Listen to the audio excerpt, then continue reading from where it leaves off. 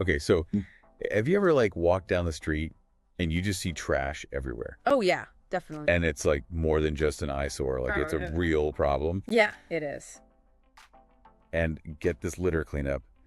It costs the US billions of dollars every year. Wow, that's a lot. Yeah. So we're diving into this guide today from the city of Raleigh about easy ways that we can prevent litter. Awesome. Yeah. And so I'm really curious, like, what are some of the small things we can do every day? And then also, like, what about the bigger picture? I think one of the interesting things that the guy points out is that we need to change our mindset about convenience.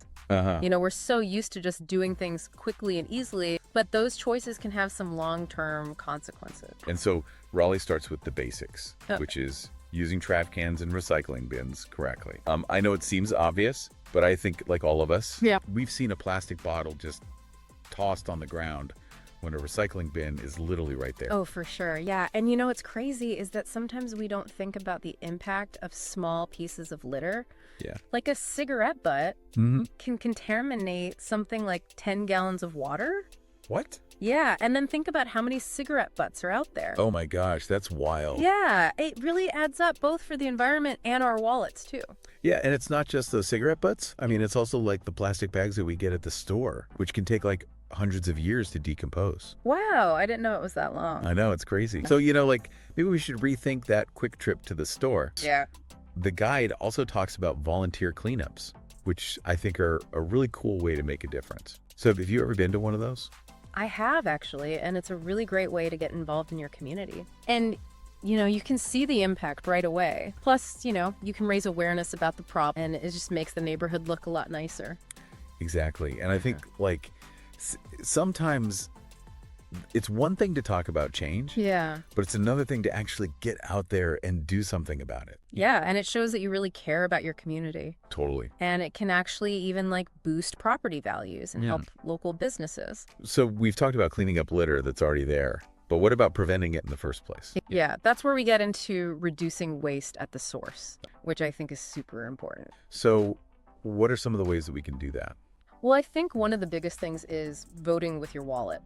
Okay, what do you mean? So, like, every time you choose a product with less packaging, Uh-huh. or you buy in bulk to reduce the number of containers, Right. or you bring your own reusable bags, Yeah. you're basically telling companies that sustainability matters to you. Cool. And it's not just about bringing your own bags anymore. Bring your own produce bags, your Yeah. own containers. You can get a whole reusable toolkit. And you can even think about, like, where you're getting your coffee. Choosing a coffee shop that uses compostable cups. That's a big deal. And the guide also talks about, you know, opting for sit-down meals when you can, instead of always doing takeout to reduce the amount of disposable containers that we use. Right. I'll be honest, I've definitely gotten takeout when I could have just eaten in the restaurant. I think we've all been there. Yeah.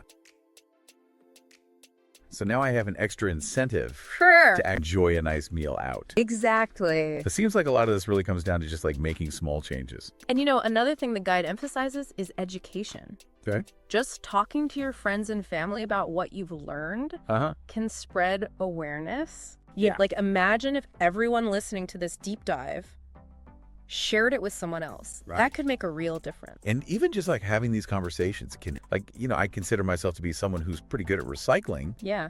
but even I learned a new trick from reading this guide. Wow, that's great. I know, and I'm going to be sharing these tips with everyone Okay. because, like, we all know that litter is bad, Right. but once you understand, like, the scale of the problem Yeah. and the environmental impact Right. and the cost, Economic cost as well. it becomes so much more real. It does. You really start to think about it differently. And so it's not just about awareness, it's about taking action. And I think it's important to remember that every little bit counts. Every piece of litter you pick up, every reusable bag you choose, every conversation you have about it, it all helps. That's a great point.